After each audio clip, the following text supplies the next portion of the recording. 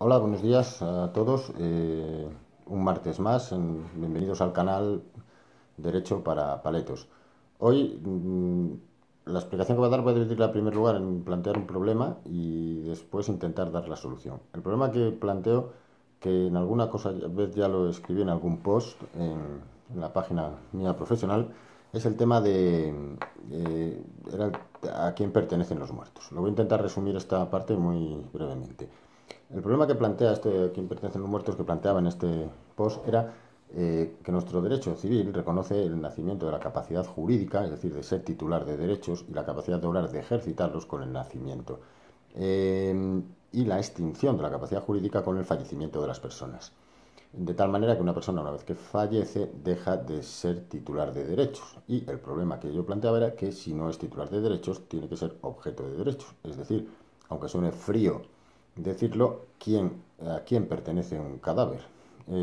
La cuestión en la práctica es, en función de quién sea el titular del derecho sobre el fallecido, es quien toma las decisiones. Es decir, quién decide si se puede incinerar o no, o si se incinera o no, quién decide el lugar del enterramiento, el pueblo del enterramiento, quién decide si hay que donar órganos, en definitiva, quién decide todas las decisiones que hay que tomar en esos tristes momentos. No lo sé, porque yo miré en concreto el reglamento de funerarios y no venía nada. La ley de trasplantes de órganos da una idea, pero tampoco lo soluciona, porque habla de familiares, pero no dice quién.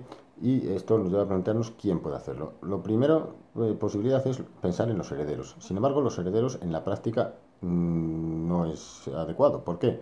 Porque cuando una persona fallece, lo primero que hay que hacer es, con el certificado de defunción, pedir lo que se llama las últimas voluntades, donde se nos dice cuál ha sido el último testamento que ha hecho, o, por el contrario, si no ha hecho ningún testamento. Y hay que proceder a nombrar a los herederos legales.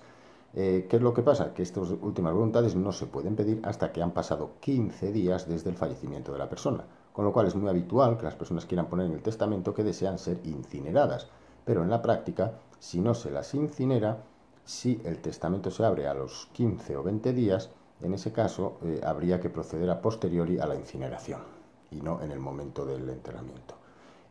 Por lo tanto, en principio parece que no los herederos. En segundo lugar, podemos pensar que deciden los parientes. ¿Pero qué parientes? Es decir, pensemos en el caso de un fallecido que tenga hijos, cónyuge y padres. ¿Quién deciden? ¿Los hijos frente al cónyuge? ¿Deciden los padres? ¿Quién toma esa decisión? Porque claro, podríamos pensar en seguir el orden que hace el derecho civil a la hora de determinar herederos. Primero hijos y descendientes, después padres o ascendientes y después cónyuge. Pero a mí se me hace muy complicado pensar que estando el cónyuge decidan los padres del fallecido o que decidan los hijos frente al cónyuge. Incluso podríamos pensar en que tenga hijos que hayan fallecido antes y que tenga nietos, pero tenga cónyuge. Es decir, deciden los nietos, que son los que llama el Código Civil, antes que al cónyuge, si debe de incinerarse o no. Decide el cónyuge viudo. ¿Quién toma esa decisión? Bueno, este es el problema básicamente planteado. La solución yo, bajo mi punto de vista más adecuada, es mediante firmando lo que se viene denominando el testamento vital, documento de voluntades anticipadas, instrucciones previas, cualquier terminología nos valdría para entendernos. ¿Qué es este documento? Bien, este es un documento en el cual se pueden hacer varias cosas. En primer lugar, yo puedo decir en ese documento si quiero ser incinerado o no.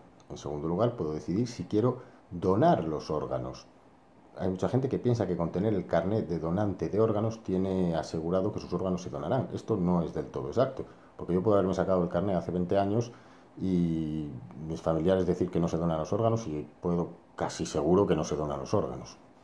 Eh, También puedo decir si, con un tema importante, si quiero ser mantenido artificialmente enchufado a una máquina o si por el contrario quiero que se me deje, se me desenchufe y se me deje fallecer.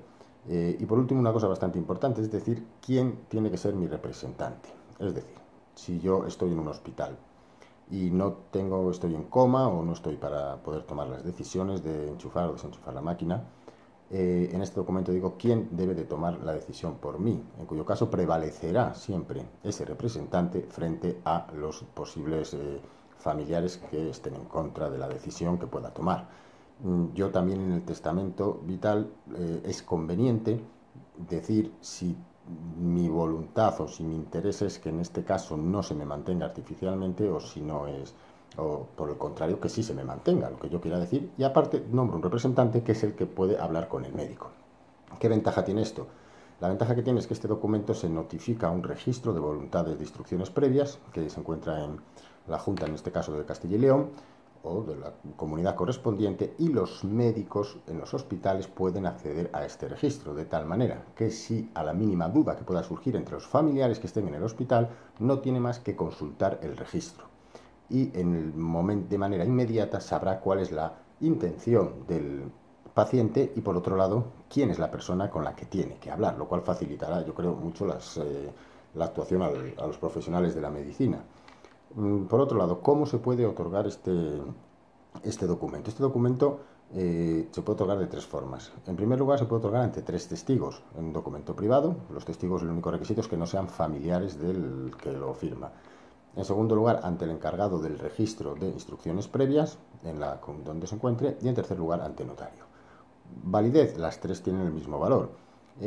Yo particularmente, y nobleza obliga, aconsejaría hacerlo ante notario, más que nada, primero, frente al de los testigos, porque puede llevar incorrecciones por desconocimiento de la materia. En segundo lugar, ante el encargado de la Junta, depende de dónde vivas, pero más que nada por razones prácticas de que tendrías que trasladarte, pedir al funcionario correspondiente que te cita y trasladarte hasta la capital de provincia donde se encuentre dicho registro para otorgarlo. Y el de notario, puedes ir al notario de cualquier pueblo o de cualquier ciudad y hacer el documento, que es un documento que se hace en muy poco tiempo. Es decir, yo creo que desde que llegues a la notaría hasta que te vayas en media hora tienes hecho el documento. Otra ventaja es que en el supuesto de los testigos tendrías que desplazarte al registro para inscribirlo, mientras que el notario notifica, mediante por internet, notifica el documento al registro y automáticamente queda inscrito en dicho registro. ¿Quién puede consultar este registro? Pues únicamente el interesado y el médico que lo esté atendiendo, es decir, no es un registro público. En cualquier momento, por otro lado, se puede revocar este documento y dejarlo sin efecto. Se notifica de nuevo al registro y con esto queda revocado. Por último, bueno, yo aquí ya no es un tema, creo que haya quedado bastante claro, y porque a mí me parece que es muy aconsejable para el tema de donación. Hoy he estado leyendo que España lleva durante 25 años siendo el líder mundial en cuanto a la donación de órganos. En concreto, en el año 2016 hubo 2.018 donantes y se realizaron 4.818 donaciones, es decir, personas que se utilizaron varios órganos de una persona, por eso son más las donaciones que los donantes. Esto viene a raíz de una persona que yo no conocía, Rafael Mate Sanz, que se ha jubilado, que era el director de la Organización Nacional de Trasplantes. He seguido leyendo y parece ser que en España hay una media de 43,4% por cada millón de habitantes, lo cual es el doble, por ejemplo, que en Francia o que en Italia. Es decir, estamos a la cabeza en cuanto a donación de órganos. Bueno, pues aprovecho desde aquí también para animar a todo el mundo a que se haga donación de órganos, que se haga donante de órganos, porque es triste, pero si sirven los órganos para otras personas, yo creo que poniéndote desde el lado pasivo que tú seas el que lo necesitas, creo que lo agradecerías bastante, bastante, que alguien hubiera tomado esta decisión.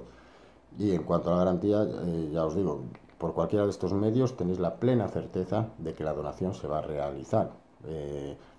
Porque comentándoselo a la familia y tal puede ser, pero el problema práctico que siempre veo en esto es que surjan disputas entre la familia, que uno diga sí, sí y otro diga no, no. A mí me dijo que sí, a mí me dijo que no. Bueno, pues nada más, espero que os haya sido algo de utilidad y nos vemos el martes que viene. Venga, hasta el martes.